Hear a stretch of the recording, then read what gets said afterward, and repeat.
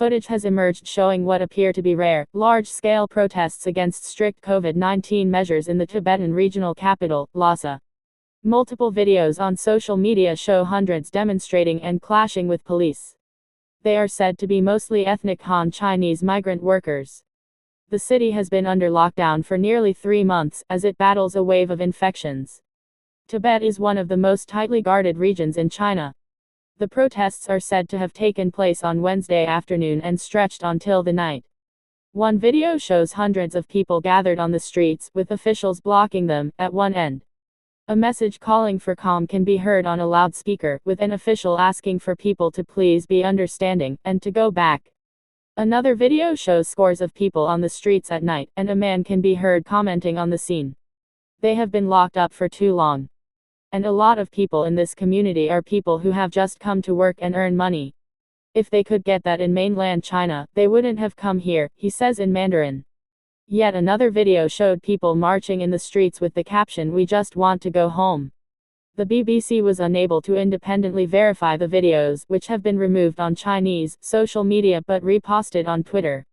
Tibetan sources have told news outlet Radio Free Asia (RFA) that protesters warned they would set off a fire if restrictions were not lifted, though it is not clear what this meant.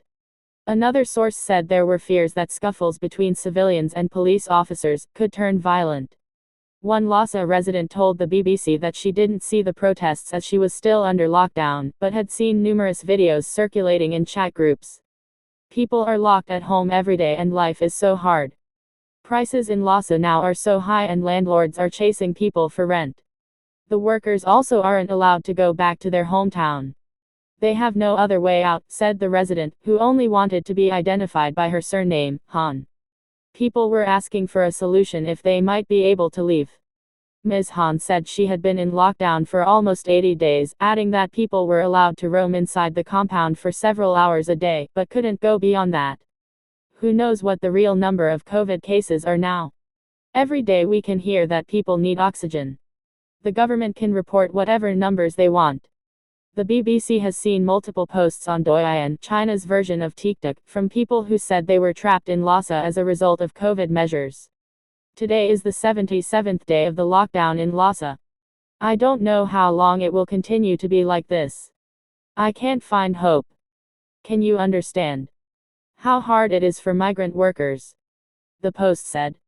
We haven't had any income for 3 months, but expenses have not been reduced even by a penny. My friends in Lhasa, how long can you go on like this? Said another post.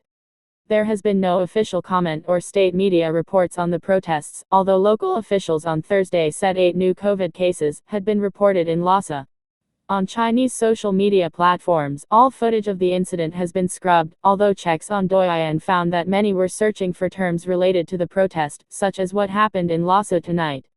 Lhasa has been in lockdown since late August.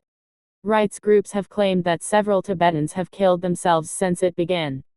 China's zero-COVID policy has saved lives, but also exacted a punishing toll on the Chinese people and economy, with increasing public fatigue over lockdowns and travel restrictions. Wednesday's protest is said to be the biggest the city has seen since an uprising in 2008, which saw at least 19 people killed.